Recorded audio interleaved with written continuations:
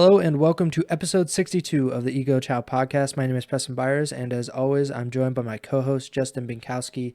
And on today's episode, we have quite a bit to talk about, or just really one topic, but quite a bit to talk about that one topic, and that is the retirement of the King, Scump.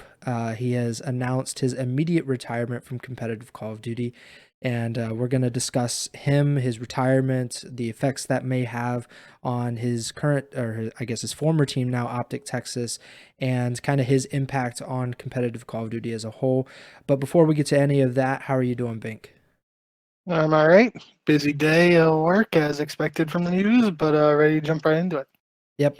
So let's start obviously with the biggest news of the day, the biggest news of the CDL's year, regardless of, I guess, what happens for the rest of the year. In my mind, Scump, who has been with OpTic pretty much his entire career, he's been the face of OpTic since Nadeshot left the organization, or stepped down from the competitive team. A former world champion, by far, just one of the best Call of Duty players, one of the most talented Call of Duty players of all time. He announced that he is immediately retiring from competitive Call of Duty today. He announced in October that he would retire following this 2023 CDL season, but now we are here 3 months later, and he released a video on Twitter. I don't know if he put it up on his YouTube channel or not as well, but the tweet is "Thanks for everything," and it's about 6 minutes, and it is a video of him addressing his friends and family and teammates and the people most important to him at his house, and he pretty much announced his retirement there. And it was very emotional. He's crying in the video. Obviously, this is a big part of his life. It has been for at least a decade. Well, yeah, at least a decade. 15 years probably, to be honest with him. But he announced his immediate retirement, and that means Dashy, who was most recently benched by OpTic in favor of Hook, he will be returning to the OpTic Texas starting lineup to replace Scump. So let's just start there. The retirement of Scump. What's your reactions? And we'll get into more of the effects as we go on. Yeah, I think, excuse me. I think the Dashy stuff is definitely very interesting, but like you said, we'll get into that in a little bit. Just to set the stage a little bit in case anybody was out of the loop or whatnot, this wasn't necessarily a total surprise, but the timing was surprising. So entering this season, Scump had previously announced that the 2023 CDL season would be his final year as a pro. He even hinted at the fact that initially saying even if OpTic won every single event this year, he wasn't going to come back. He later went on stream and said, yeah, screw it. If we do win every single event, I'm going to come back. As we know now, though, OpTic certainly didn't win the first major of the season. They struggled and got a top 12 finish, not making it out of groups in the Pro-Am style major as opposed to what these other 12-team majors usually are. But regardless, Scump announcing today that he's retiring was extremely surprising that it's happening mid-season after only one tournament. And more shockingly to me, especially, is after a day after a win, the debut of the new OpTic lineup featuring Scump, Hook, Illy, and Shotzi. He makes this change. Dashy comes back in. So I have some questions, and I'm sure there's others in the community who are very interested to know what exactly happened behind the scenes that caused this change to happen at this particular time. So, for example, if Scump had did this when the whole Dashy, Arcides Pred situation happened, it would have made, I wouldn't have been as surprised or confused. But the fact that it's coming now after they played just one series with this new lineup is a little odd to me. I think you alluded to it in one of your tweets, and Scump mentioned it in his video. If you guys haven't watched the video, like Preston said, it's pretty emotional. And I thought he did a good job conveying his feelings and just showing how passionate he is about competitive Call of Duty. It's something that's consumed over half his life as a living person. So, um, but he said something along the lines of like he just didn't have the energy that he expected to this year, or something along those lines. Um, which could be a way of saying he didn't enjoy this game without saying it and without getting fined. Don't really know. But um, on a more serious note, it's just, yeah, I think for whatever reason he felt like now was the time. And again, like we knew this was coming at the end of the season at the absolute latest, but when you know it's your time, I guess you just know. And going out with a win in an online match isn't the worst way. So many people would have probably preferred to have Scump win one more tournament or win one more champs, but seemingly this is the end of the Jinja Ninja. So thank you, Scump, for everything you've done for competitive Call of Duty. It's been an honor, a privilege to watch you compete all these years, and looking forward to what you do in content creation and whatever other endeavors you embark on going forward. Yeah, I'm not sure how to kind of frame this retirement because I tweeted about it, like when it happened, and I was a little annoyed, not at Scump, but at just Activision as a whole, because I put more blame on them than anyone for the retirements of so many competitive Call of Duty players, or just kind of like um, the pushing out of many of these competitive Call of Duty players who otherwise might have stuck around in the challenger scene, or trying to stick around in like the bad CDL teams. And for Scump, it was not a matter of talent, because we saw this season that he has a lot of talent and that he could still compete in the CDL at a very high level. He could be on a championship team, for example, but he didn't want to play anymore. And I think that is a really, really bad sign for Call of Duty as a whole. When the most popular player and one of the best players of all time decides to get up in the middle of the season, what is supposed to be his retirement season, that he is essentially promised fans, like, I want to go out on a high note. I want to finish out one more year and get another world championship. I want to kind of cement my legacy kind of stuff. And essentially a month into the season, 3 months after he had announced his retirement, he decides, no, like, this sucks even more than I thought it would. And of course, I'm kind of putting words in his mouth. I'm assuming that is the kind of the code for I thought I had more energy in me, which sounds like I thought I could bear through another modern Call of Duty without completely burning out and like hating getting online and practicing and playing games. Um, is that the feeling you got from it as well? If in terms of the general sentiment about like the energy and stuff, yeah, I mean that makes sense. Like I said, just the timing of it seems weird to me, just considering there was that opportunity for this to happen before they had an actual roster. Mm-hmm. And we can talk about Dashi again later, but just to tease that a little bit, is like this is the second time Dashi has been dropped and re-picked up in like the last 6 months ish. So like that can't really be good for chemistry. So like if there was some thought of Scump retiring mid-season in the back of his head or whatever, I feel like the better time for that to happen would have been before playing just this one online qualifier with Hook. And if the intended, obviously OpTic wants Scump as long as Scump wants to keep playing. So Yeah. that's what makes me feel like this was something that had to have happened like very suddenly and last minute. And I'm hoping that OpTic or maybe even Scump does a little more explainer video, maybe like an OpTic podcast where they talk about just like the timing and the thought process around exactly when this happened just now. But until we get that, I really just the whole timing of it is very confusing to me.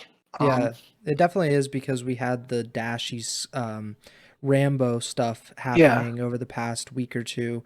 And then like along the same lines of what you were saying, like they were trying to make roster changes during the holiday break. They tried to get Pred. I think, looked into RCDs to see if they could get him as well. And it was never mentioned once then that Scump was a potential option to be replaced. And obviously they weren't going to replace him if he didn't want to be, like you said. But they're I mean, that was not that long ago. Like Hook was not acquired not that like just a few weeks ago, and it's kind of like he's Scump's already gone. I don't know, like maybe something happened in practice, or I'm not saying like there was like this incident or anything, but maybe there was a certain point where he's playing with this new team, this new roster, and there's all of this drama around OpTic, which typically is not the case, like in the sense of like turmoil inside the team and like so publicly. I mean, it has happened in the past, like the biggest example being like Crimsix and TJ and kind of the fallout of that. And then before that, you had like the iconic OpTic roster who was fighting each other essentially, and that led to Formal ending up leaving and whatnot. So there are instances of that happening, but it just seems very odd that they had so many like seemingly they had so many opportunities to make a roster change to replace Scump, but yeah, like I think you're onto something when you're kind of mentioning that it had to have been a real sudden change of heart to just 1 week into this qualifying series or whatnot. He's done. Like he doesn't want to play anymore. And that's the other part of it too, is if they had lost this initial match with this new lineup, or like, because Scump was playing with an AR, if he had gotten absolutely tucked and just fried in the series, like, yeah, maybe I can see it, but OpTic won and Scump played very well. So I really just, I don't want to, I don't really have anything to speculate on potential reasons even, but I'm really interested to see if we'll ever get more of an understanding of the exact timing behind this. Because it said in Scump's video that it was January 16th when they were all at his house. It was last night. And the match was on Sunday, January 15th. So you would assume it was last night, the video, like late. It looked kind of dark. And then they played at like 4:30 Eastern on Sunday. So it had to have been like a 24-hour thing, seemingly, from the end of the match to when he has those people at his house where something happened. And I don't even want to say something happened because, like you said, nothing could have happened. It could have just been something. He could have woke up on he could have woke up on Monday like, I'm done with this shit, and I mean, that happened. That is a very common thing. Like, you work at a job or you do something for a long time, and then you're like, man, this sucks. Like I'm just not going to do it today. Like I don't want to do this anymore. I mean, I've done it with exercise about 1,000 times, but it's a little bit different for him, I guess. It just feels weird that like this was so sudden. I mean, I got your text where you were like, you want to do a pod tonight with the Scump news. And I was thinking like, what is this Scump news? And I look on Twitter and I see the video. I wasn't like, I don't think anyone could have expected just like right now, like just like he's done, like January 17th, just a few weeks before the second major, just a few weeks following the first major. Like, but like my other point that I made when I was tweeting was like, it is quite similar to Karma's retirement in 2020. He was on the Seattle Surge. The Surge were absolutely horrible, one of the worst teams in the league that year, and they were having a lot of issues, and it did not look very hopeful for them, and it turned out they didn't have a lot of hope to begin with. But he was on a really bad team. He wasn't playing particularly well, and it was also the first year of the CDL, so there were a lot of change happening around that time as well. And he made it until I think June 2020, which would have been about 4 to 5 months into the CDL season. Scump made it a month, and I have to think like, and it's not that, and like I said earlier, Scump, it was not because of a lack of talent or that he couldn't hang with these players or he was quickly fading into the background. None of that. Like it might have been true for Karma in some ways, but it wasn't true for Scump. But he decided to retire anyway, and I have to think like Karma said it, like he said it blatantly when he retired. He retired because he hated Call of Duty, like modern Call of Duty. He hated Modern Warfare 2019. And now we're on Modern Warfare 2, coincidentally, in 2023, and Scump retires. This is not a good trend for Call of Duty. Like literally whom some people regard as the greatest of all time, Karma, the first 3-time world champion, multiple time major champion or whatever, tournament champion. He retires mid-season. A few years later, Scump, the most popular player currently in Call of Duty, I think the second most popular player of all time in Call of Duty history, and he retires mid-season. Do you think there are going to be more players that do this where they just like kind of get fed up mid-season? I'm not saying this year particularly, but just like in general, do you see this becoming more common that players just kind of say like, screw it, I'm done?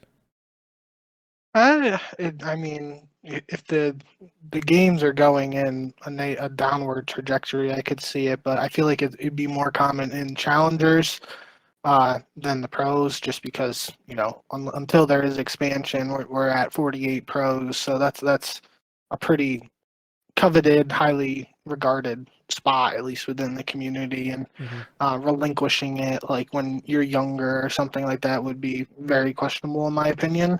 But now Scump's done it, I mean, really, you're looking at like Clay and as one of the last like old guard, you got guys like Slasher, who weren't around as long as players like Clay and Scump, but still Slasher is one of the more tenured vets in the scene. But trying to, you got accuracy. Attach has been around a while now.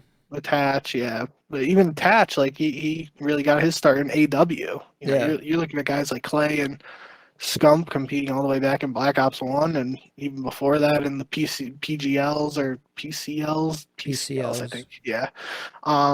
Like in the OG MW2, not this new shit.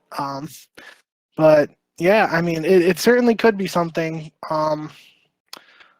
Maybe, if we do reportedly have this 2-year cycle for MW2, maybe we see it continue to happen. If there is no continued or any updates regarding a potential new title at the end of this year. But yeah, I mean, there could be players at the same time who are hopeful for the next Treyarch title. If that upcoming Treyarch title isn't like, doesn't already have a ton of pressure to be the savior, it could even have more pressure if more players continue to leave during this MW2 season. So, a lot to look at. I think going back to your original question, it's certainly something we could see. More players retiring mid-season if the games don't improve over the years. But I think that's just the key is finally getting a title that players are happy to play again. Then we don't really have to have this conversation. But it's also a question of whether that will ever happen again. Yeah. I have very little hope, as I think you do, like that will actually happen, that we will, like there will probably be a game at some point that people like better than the previous COD, because we've had that before. Like I mean, like Black Ops 4 was not the end of the world. Like I thought it was pretty fun at times, and even Cold War is not like as poorly received as like some other recent CODs. But like we're never gonna get Black Ops 2. We're never gonna get MW2. We're never gonna get COD 4. We're never gonna get, and partially that is just because like things have advanced so much. Like people's expectations and what they want in a game are a little bit different than they were like 10, 15 years ago. But it's just like we're just not gonna get that.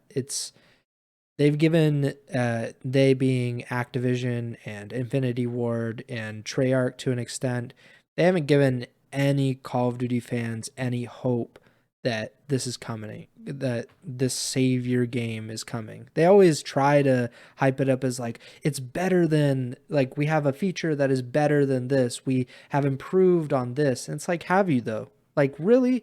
Like, if you have improved this feature and that feature, and this game is supposed to be better than the last, then why does every single Call of Duty game get worse than the previous one or the one before that? It just doesn't make sense, and it's been a really bad trend. I don't know what the last Call of Duty game is that, like, I think Black Ops 4 was probably the most fun I've had playing ranked in quite a while. But if I wasn't playing with like you and Tremor and the guys like in our group, like I probably wasn't going to play by myself a whole lot. But in Black Ops 2, I didn't know anybody and I played by myself forever pretty much because it was fun. I don't think we're ever going to get that again. I don't think we should even hope that any of these developers are able to do that, even with an additional year that may or may not be coming. We don't even know.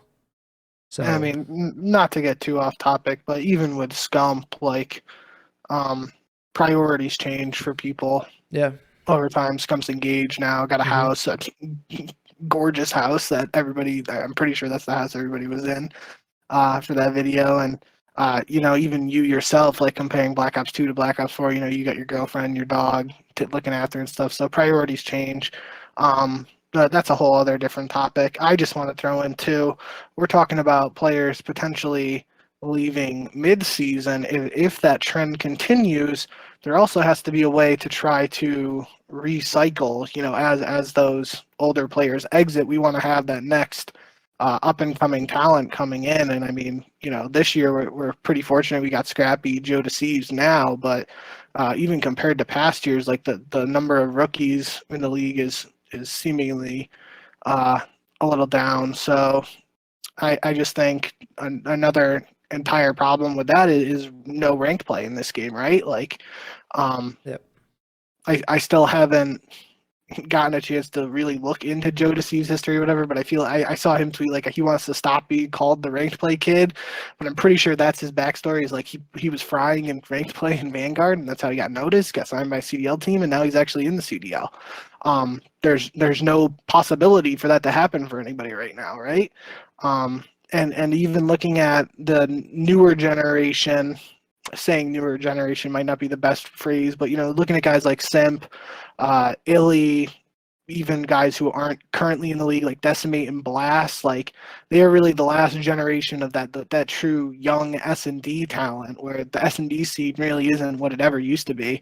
GB's dead, seemingly online tournaments are dead. There's hardly any wagers, or there were some S&D 8s that I know Pac was trying to start, and other pros and such.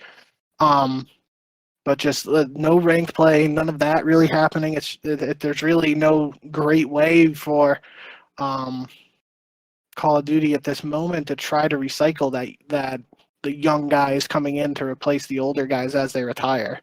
So that's an entirely other different conversation we can have. And, definitely want to focus on Scump here, but that's felt like something we should at least mention here. Yeah, I think that's a really good point. And I mean, even Scump was grinding ranked play and GBs. Like, that's kind of the reason that he's so popular. Obviously, OpTic has a lot to do with that. But the Road to 100 and 0 series, like in Black Ops 2, they were playing GBs. Like, who's playing GBs on stream nowadays? Like, nobody. Like, Money 8s used to be a gigantic thing. Thousands and thousands of people watching pros play against each other in 8s. Who's doing that? Not a lot. Not a lot of people. It's just not great for anybody. And I think we have to mention just the overall effect of Scump, like his persona or his reputation. That kind of person leaving is really bad for Call of Duty. Like, not even just like from a talent perspective and kind of like his accomplishments, but look at how many followers he has on Twitter. Look how many subscribers he has on YouTube, or how many subscribers and followers and viewers he has on Twitch. A lot. He has more than anybody else in COD. And just like when Nadeshot left, there was cause for concern for like, okay, how do you replace someone like this? You can't replace them, but like in the aggregate, can you get other players to like make content and kind of branch out into like YouTube and figure out a way to bridge the gap between other esports. So someone from CS:GO might find a video or a stream of Nadeshot or Scump, and they're like, all right, like that's cool. Like I like what they're doing. I like them. Maybe I'll watch an OpTic match. Who like there aren't a lot of guys that are doing that. Like I know there are some Call of Duty players that are actively trying to kind of broaden their kind of their whatever like their following, increase like the followers and the subscribers they have, but at this point Scump's gone, Nadeshot's gone, pretty much every of those old OpTic players are gone. Clayster is still around, but he's not like the entertainer that those guys are. Like he's much more competitively focused than the the OpTic guys. Um, I mean, even like someone like Merc is like kind of half in, half out. He's more focused on like the streaming stuff, and he does the CDL broadcasts like every major, which is he's doing it like 4 or 5 times a year. It's concerning, and I don't know if Call of Duty is going to be able to survive like some of these bigger, more established players going away, because they are kind of the only like household names in like esports, because people that have no idea what the CDL is or like what Call of Duty esports is like, they know of Scump. I don't know how many more players there are that are like that, and I think it's a really bad thing for the CDL that someone like Scump is going away. But I will say, I think it is, we've said it enough in this episode in the past, but this was an inevitability. It's just something that the league and Call of Duty fans have been facing for years now, is that Mhm. Scump is going to retire. I think it's a little gassed that like Scump retiring means that viewership is just going to drop off a cliff. It might drop a little bit, but at the end of the day, OpTic should still be the most watched team. Viewership should still increase when OpTic plays, because people, as much as people watch for Scump, the green wall is going to support OpTic no matter Yeah, what. What I will say is the saving grace for the CDL, in my opinion, right now is that they're allowing co-streams, yeah, and I good point. think the first time Scump turns on that Twitch stream for a co-stream for an OpTic match at Major 2, assuming he does it, he did say in his goodbye video that he's going to go to events and um, meet people and stuff like that. So maybe he doesn't do it for the majors. Maybe like just this weekend, for example, for OpTic's online match. Whatever it is, the first time Scump turns on that stream for a co-stream, it should absolutely just pop off. Um, and that'll be the new Scump effect. And instead of him bringing viewers to the mainstream, they'll just be coming to his stream, presumably. I mean, I guess we could be wrong here if Scump doesn't even do co-streams, but I would be incredibly surprised if he didn't. Um, but yeah, I think that's, I watched Zuma during Major 1 have over 20,000 viewers for his watch party for the flank, and um, it was super entertaining. I could only imagine Scump seeing similar to higher numbers for his own co-stream, if that's what he decides to pursue now that he's not actively competing. Yeah, I think that's a really good point, and something definitely watch out for, because those are going to be. He's going to have a lot of viewers. It's I just think too, ridiculous. just in general, the first time he turns that Twitch stream on now after this announcement, it's going to be something we got to look out for to see if there's what kind of viewership and stuff he hits. I think I saw Courage might have been the one who tweeted it. Let me look before I say it because it was pretty funny. My computer's not working. Yeah, I think. I mean, it's kind of like when Dashy got dropped in the off season, and then he turns on his stream and he has like 10,000 viewers, just hoping he talks about it. Yeah, Courage tweeted at 5:50 tonight. Hey bro, at Scump. Hey bro, throw the stream up. I'm trying to see how high the subtrain gas get. Let's get it. So like, I mean, it's gonna be a wild stream whenever he actually turns it on for the first time after this. But I'm looking forward to it. I think real quick we should talk about Dashy though Yeah, slash this new lineup. yeah, I was gonna go there actually. So, like I said a little earlier, Scump is being replaced by Dashy. Dashy had been replaced by Hook. before the Major 2 qualifiers began, and it's been kind of a it's just not been great for the OpTic fans. There's been a little bit of a civil war going on between the Rambo camp and the Dashy camp. Is Rambo focused on bowling, or is he focused on COD? Is Dashy not a good teammate? Blah blah blah. Well, we're gonna get a little bit of a taste of what's to come, I guess. Now that Dashy is back in the lineup, so the lineup for OpTic Texas at the moment is going to be Dashy, Hook, Illy, and Shotzi, which is an absolutely disgusting roster from a talent perspective, but it has to be wondered what kind of chemistry issues there are, if there are any. Just considering Dashy has now been dropped by OpTic or benched or whatever twice. Illy has been dropped or benched once in the offseason. Hook is a new addition who's been on a few teams in the last few years, and Shotzi is Shotzi. Like he's the golden boy. He is like one of the best players in the world, and he deserves so much credit. But it's going to be real interesting. How do you see this going for OpTic now that Dashy is back in the starting lineup? Yeah, I first want to say, not taking any sides in the Dashy versus Ray, civil war as you coined it, or however you want to look at it. But I do want to say I still think Rambo is one of the smartest minds in Call of Duty right now. He's one of the smartest players to ever play Call of Duty back when he was competing. He was one of those guys, he wasn't going, double positive every game, but he was making the right plays on the map and doing the little work and the dirty work to try and get his team the dub.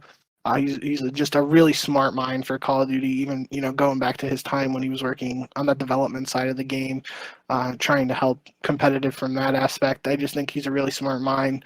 And the notion that he's not helping the team or whatever the argument is about him leaving early, I just gotta say, working with me, I've left work a couple days early, 15 minutes early, just to go to softball, and it's like that doesn't mean I didn't do my job because I leave 15 minutes early.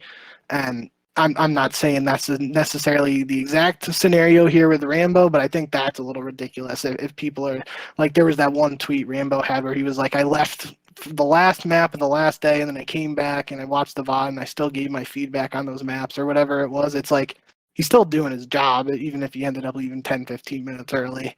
So I just thought that was a little ludicrous in the entire argument. But all that drama and stuff aside, I think that is the key word here when looking at this new roster is how's the chemistry, how's the drama going to affect the team, what's the chemistry going to look like for the squad, all that stuff, because stuff was said and things happened, right? Like, how are Dashy and Rambo gonna coexist now after, having these things said online? What's it going to be like with Shotzi and Illy and Dashy again if, anything happened between them behind the scenes when Dashy was benched? Like, as you kind of mentioned, it's undoubtedly an extremely talented roster on paper, and as talented as Scump is, you could definitely make the argument that, especially just because Scump hasn't played as an AR a lot throughout his career, that Dashy is a more talented main AR than Scump. I think, some people might throw up pitchforks over that, but I don't think that's a very crazy statement to make just because although Scump played very well in his one series as a main AR, I think Dashy's one of the most talented main ARs just from a pure talent perspective and a kill/slaying perspective that the CDL has right now. So talent-wise, you could make the argument that the roster might be more talented. The roles might make a little more sense with Dashy back on AR, but yeah, I just think the chemistry and seeing how this team gels now with everything that's transpired behind the scenes leading up to this point, that's what I'm most curious to see how it all works out. It was actually mentioned by Scump in his video. He mentioned that, I'll just say the quote, bringing Dashy back made sense. Life is too short to hold grudges and be mad at each other, so I hope he uses this opportunity to be a good teammate, and Brandon, I'm going to be on your ass. Please use this opportunity well because I am falling down so you can go up. I mean, that is like one of the most inspirational things somebody can say to you. And whether that gets through to Dashy or whether it even needs to get through, I don't want to be like a sports psychologist or armchair psychologist and say like I know exactly what Dashy is or how he is in practice or whatnot. Like I absolutely don't know. And that's why I don't really care about any of this Dashy Rambo stuff. Like I see people getting mad at Puckett for defending Rambo Yeah. on the stream, and I see people trying to like attack Rambo, attack Dashy for various things. I think it's just a communication issue. Like they didn't communicate properly. They didn't get across what they needed to get across. That's usually pretty much every conflict ever, like in an interpersonal relationship, is you don't communicate well enough, or they don't, or both.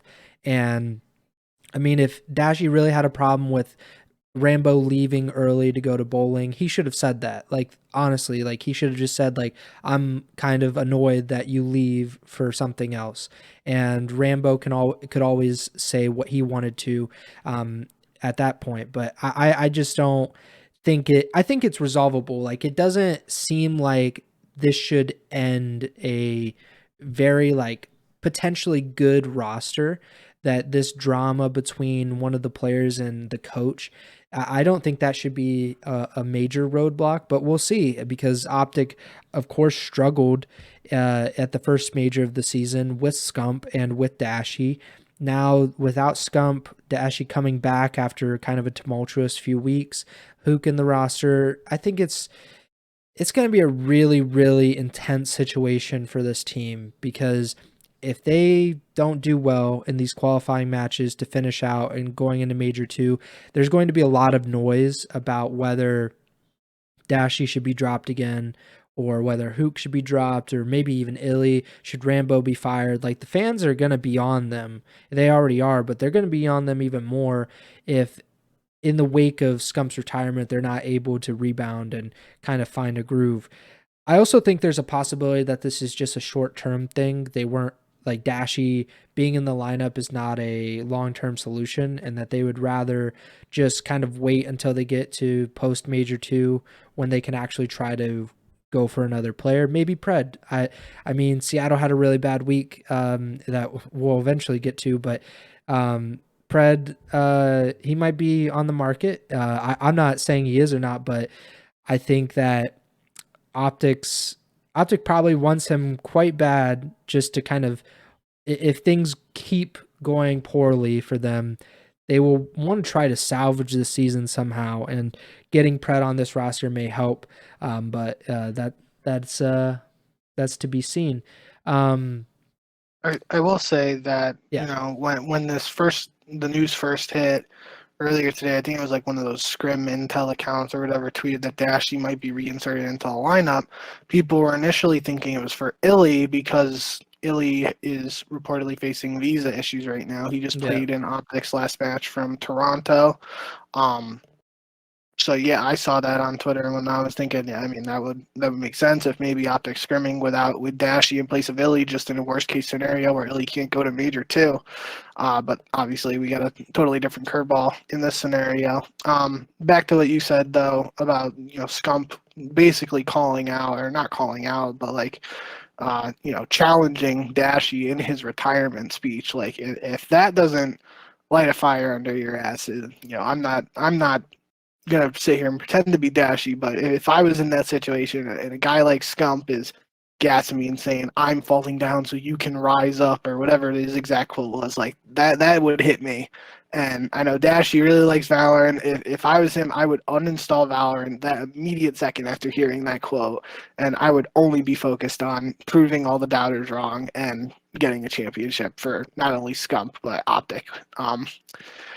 The other thing, just briefly mentioning that the roster situation now too, is that there was that video we talked about last episode, I'm pretty sure, where Scump was talking about the roster period and saying that like there was a scenario where Shotzi basically said he was going to leave the team if Scump didn't play, and now we're in a scenario where Scump isn't playing with Shotzi. So what does the future hold for Shotzi? It certainly seems like he has the keys to the castle and should be the following the face of OpTic following Scump's decision to step down. But there could be massive ramifications from this, not only in just OpTic, but across the entire league if a pred size move were to be made now in the wake of this. OpTic is usually the domino that kind of tips over all the other dominoes. When they make a roster change, things usually get shuffled around. I think we even saw that in the offseason when there was just the potential of OpTic making a roster change, and the one day Illy and Dashy getting dropped. I think that kind of panicked some of the other CDL teams because like OpTic has money, they're able to get a lot of players that some of those bottom tier teams just won't be able to afford, or I guess like they won't want to afford. And I don't know. I think it's gonna be tough for OpTic, but I'm gonna be very interested, even more interested. I was definitely keeping an eye on them with the Hook stuff, see how Hook performed and how he would kind of integrate into this roster. But now this roster is completely different, like the dynamic and everything you would expect. And it's just going to be interesting. I don't. Do you have any other angle that you want to tackle this from about Scump's retirement? Not really. I think just in general, Scott Dewey wrote a very interesting opinion piece today for Esports. If you guys haven't read it, you can go ahead and check it out. But just the notion of who's like going to step into Scump's shoes from a standpoint of being the face of Call of Duty and whatnot. I think it's a very interesting question, and like we were kind of just alluding to, or at least I was, Shotzi seemingly should be the next man up. Face of OpTic, star, SMG Slayer, seemingly has every opportunity to do that. But it's also just something that we raised points and we're talking about it in work chat earlier today. Like you can look at guys like Simp.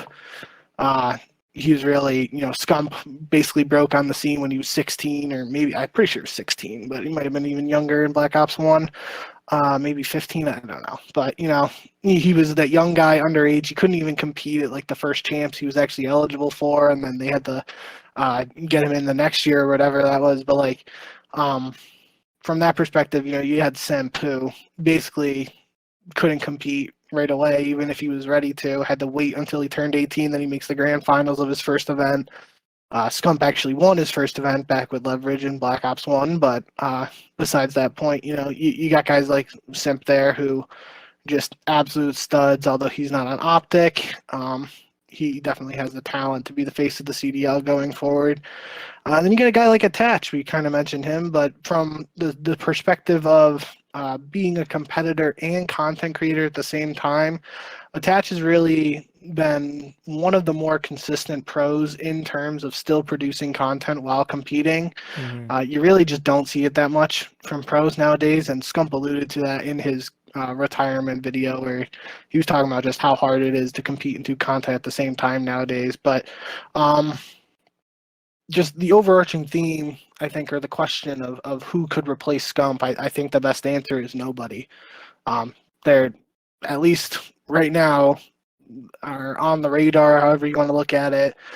There really isn't likely ever going to be another Scump. He's essentially irreplaceable and once in a lifetime generational talent in terms of his impact in not only competitive COD, but from a content creation and entertainment value, what he brought to the scene in terms of viewers and the OpTic as a whole with content and everything. Like it's just a big void that his retirement leaves the scene with. But hopefully, like I mentioned earlier, he shouldn't be going too far away with his stream and YouTube and potentially co-streams or whatever.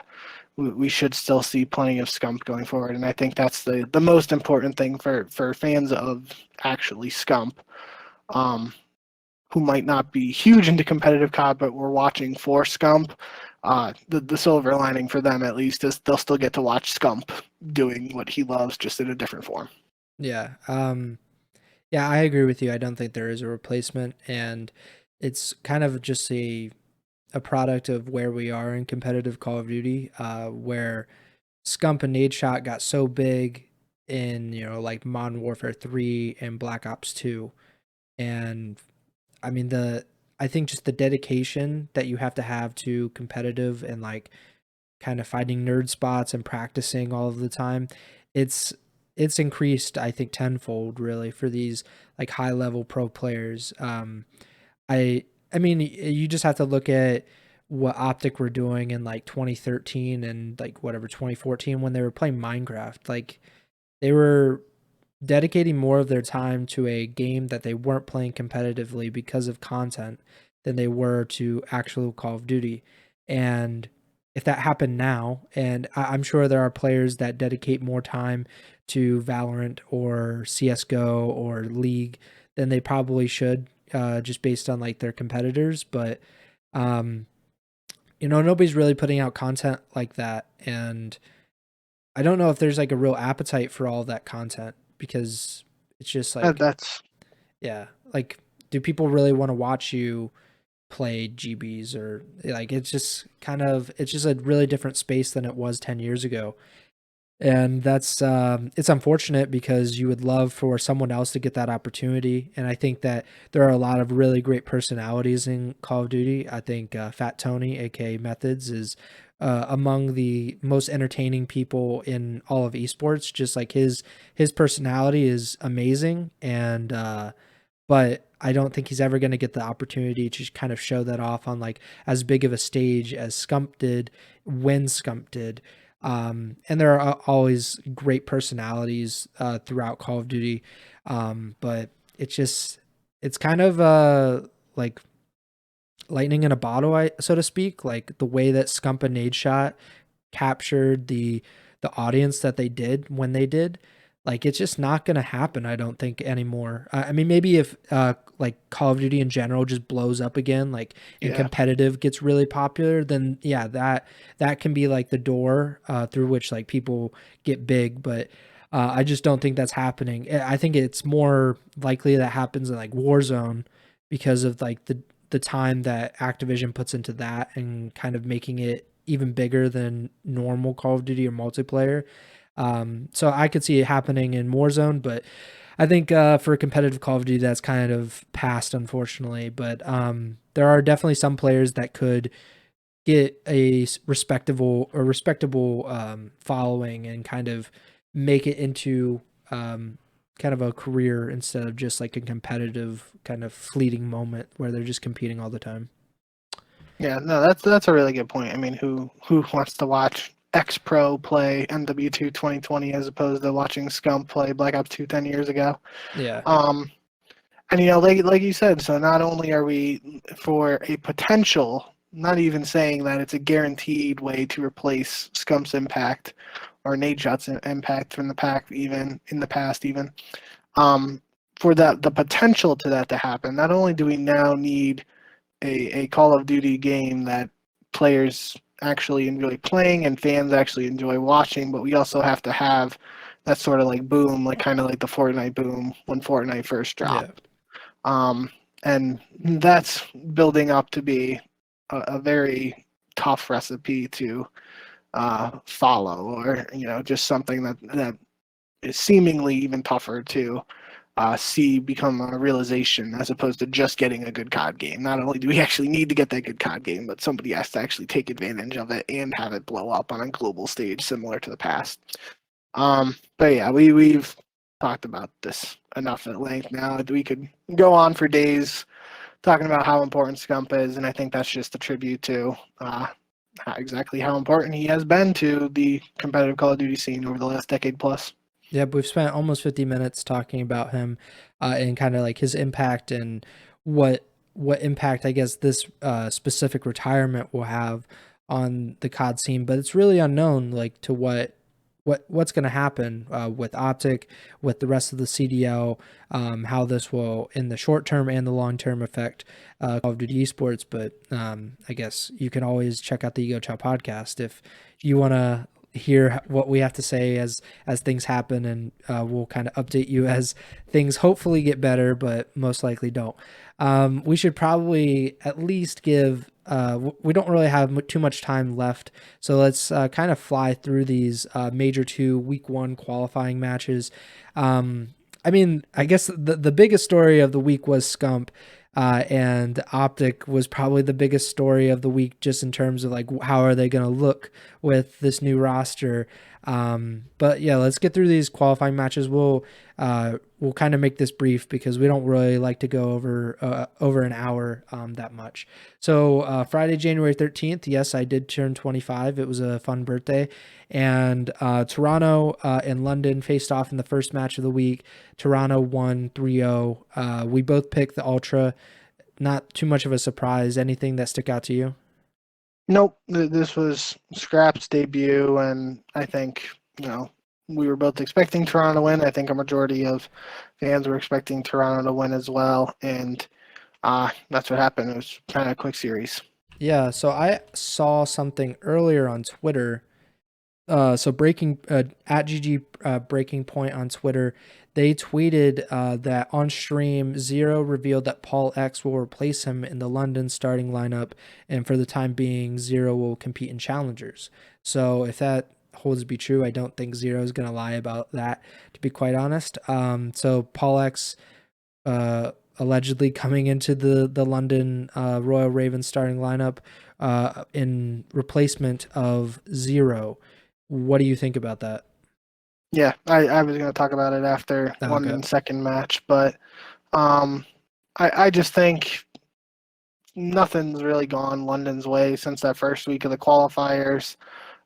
Even in their second match of the week here, they got reverse swept. They had a chance to take down a team like Minnesota, but they weren't able to seal the deal. They get reverse swept. Seems like another change. Makes sense. Like, I'm kind of surprised. It obviously based on what Zero was saying, you can't really know too much of what happened, but I wouldn't be surprised with Zero being the veteran that he is if he stepped down. He's still competing in challengers, so it's not like he's retiring too. Like, so it very easily could have been an organizational decision. But Paul X had just said he was taking a step back from competing in general. So that seems a little weird to me. But regardless, it's Paul X nasty, ASIM and Scraps.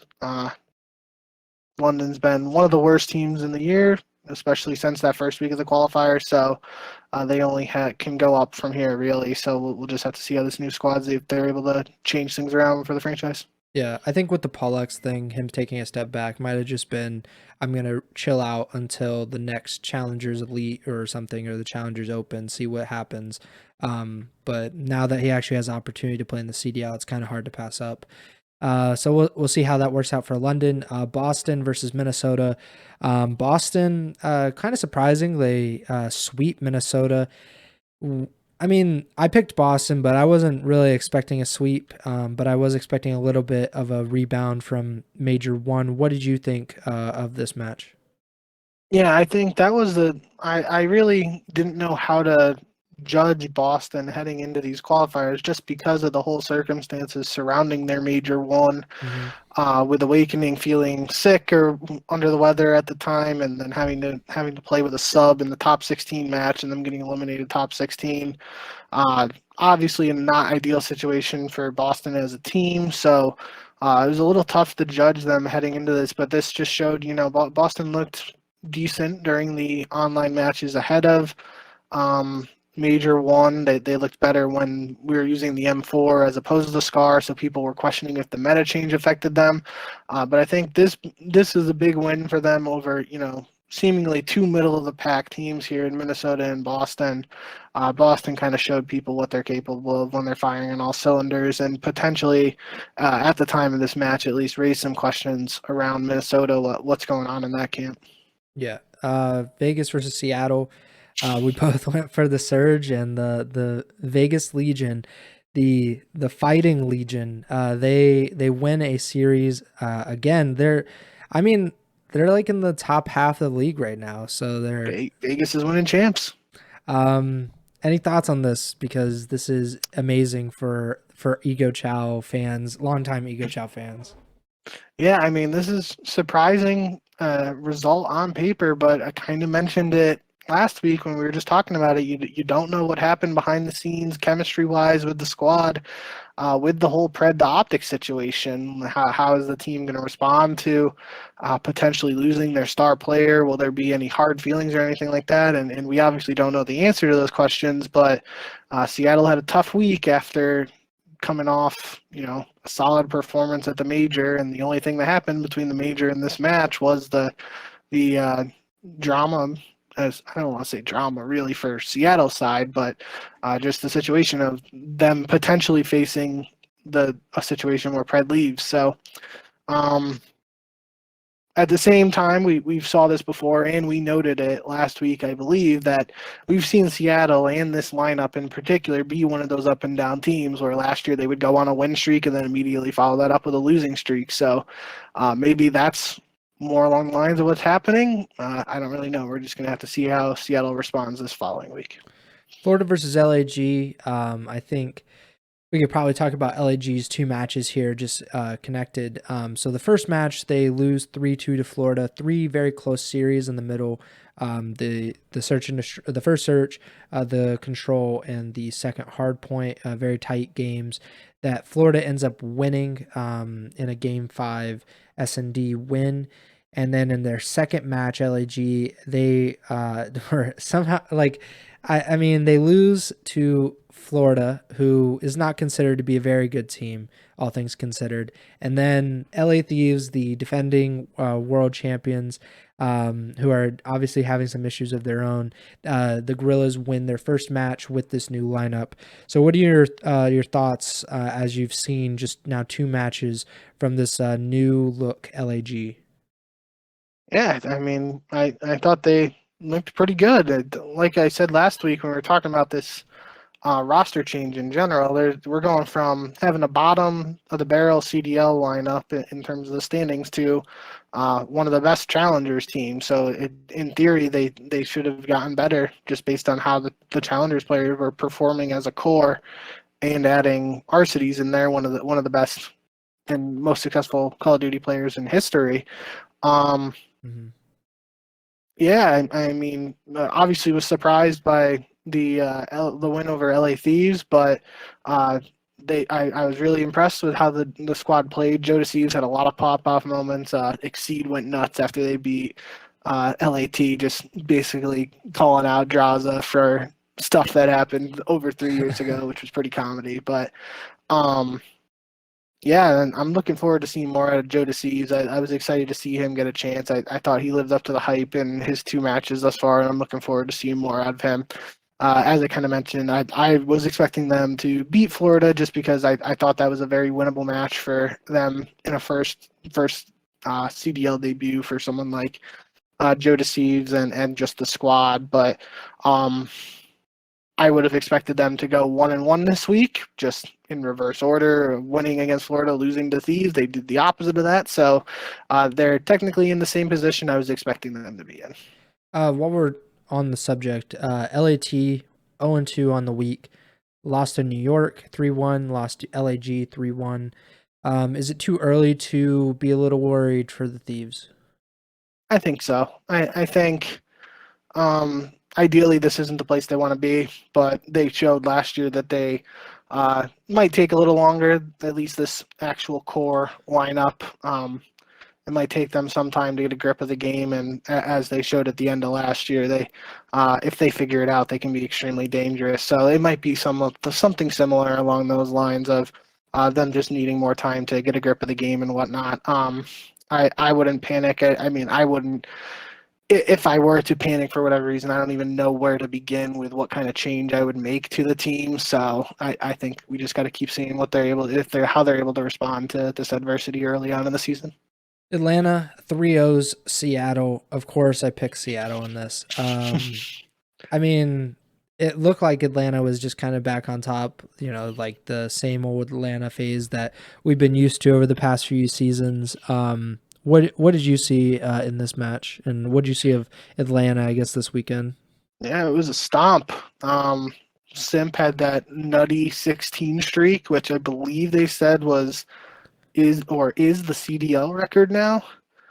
It doesn't Oh, say in the tweet. I think they said on stream though that that's the new like high kill streak, which that's 9 kills off a nuke. That's pretty remarkable, especially against a team like Seattle. So, um, yeah, I mean that's the phase we expect to see. Maybe not against Seattle, a team that they have notably had many struggles against over the last year. But if that's the phase we continue to see, we might be looking at our Major 2 champion. Obviously, it's a little early to say just based on one match. But it's only a good sign for them if they're able to beat a team that they struggled against in the past so convincingly. yeah. I mean, you said possible Major 2 champion. New York definitely has to be up there. They 3-1 LAT, and then Toronto has to be up there as well. We talked about their 3-0 win over London, and then they beat Florida 3-1 on Sunday. Do you like who are your top three right now? Now that you've seen, I guess, another week of online matches. I guess, right now you have to go with New York, Atlanta, and Toronto, probably in that order. It seems a little unfair to knock Seattle out of there because, Yeah. they're 0-2 this past week, but they did just come in second.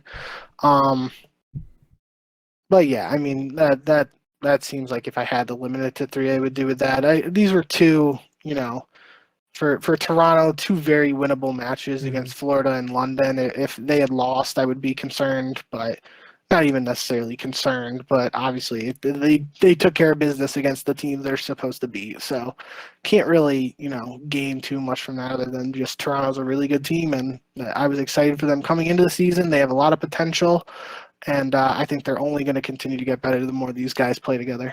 Yeah, and of course, OpTic Boston. A lot of stuff has happened since, but I mean, a competitive game, and OpTic ends up winning it. You've mentioned a few times during the show, just you were very interested in the result to see how things would work out for Hook and OpTic, and you thought maybe even if they lost this, it would be a little more understandable that Scump retires like 2 days later or a day later. Um, any any overall thoughts on this? This is pretty much the last game that we haven't talked about yet. Yeah, we didn't talk about Minnesota London too specifically. Just Okay. I Yeah. mentioned it was a reverse sweep.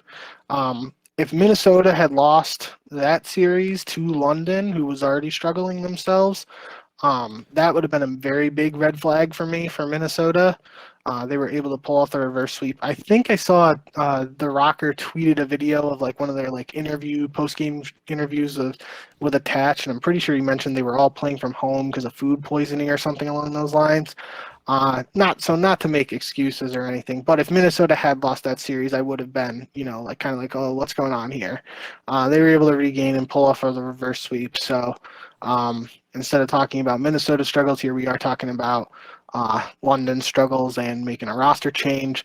But I will have my eye on Minnesota this week and heading into Major 2 to see how they perform, if they're able to rebound from they played well in the opening qualifiers, didn't have a great performance at the major. I think they got Mhm. top 8, maybe top 6. I don't really remember. It had to have been top 6 or top 8 though, because they made the bracket, and I think they lost to Minnesota. Toronto.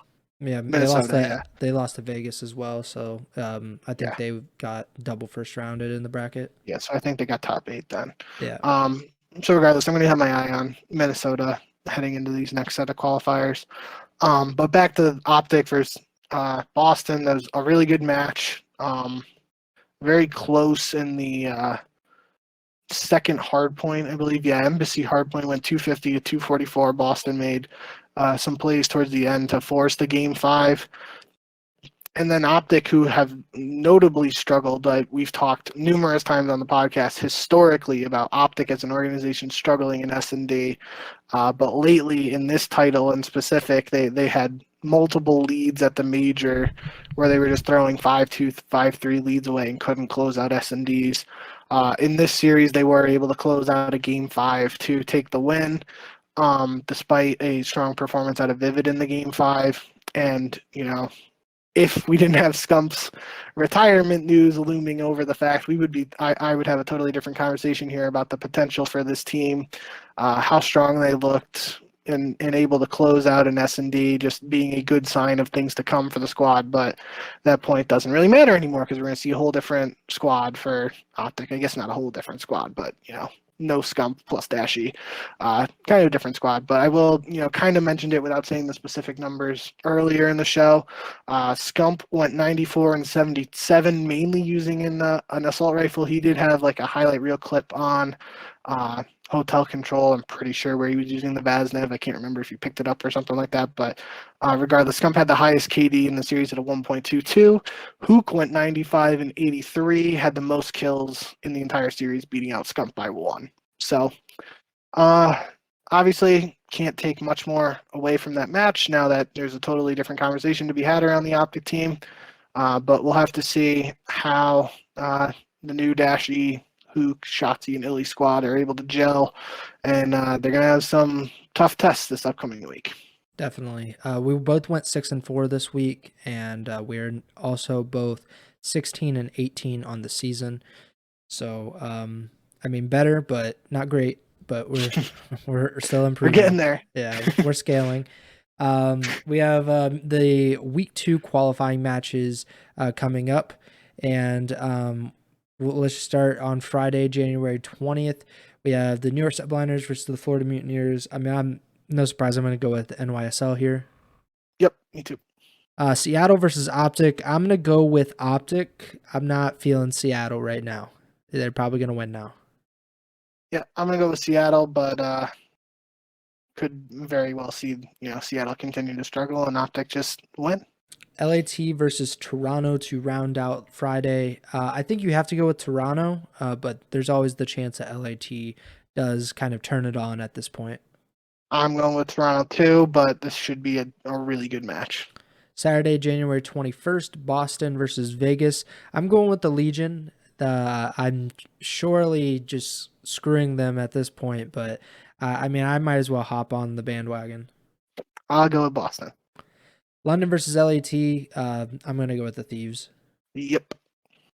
Toronto versus OpTic. I'm going to have to go with the Ultra, but I'm very interested in this matchup just to see where this new OpTic roster kind of hangs with who I consider to be like a top 3, top 4 team. Yep. I'm going with Toronto too. Should be a very entertaining match. And the final match of Saturday, FaZe versus the Rocker. I'll go with FaZe, but again, another 2 interesting matchups to end the day there. Yep, going with FaZe too. Sunday, January 22nd, the final 3 matches of the week. The Vegas Legion versus the London Royal Ravens. Going to go with the Legion on that one. Yep, Vegas is winning champs. LAG versus Minnesota. I'm going to go with Minnesota. I'm going to go LAG. Oh, wow.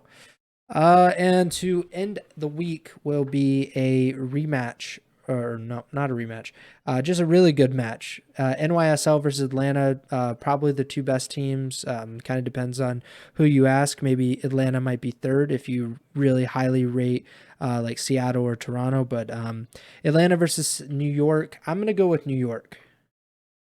This is a rematch because I think they played losers semifinals. Yeah, I wasn't too confident. But yeah, now that you mention it, it was loser finals. Yeah. I'm going to go with Atlanta. You said New York? Yeah, I'm going with New York. Okay.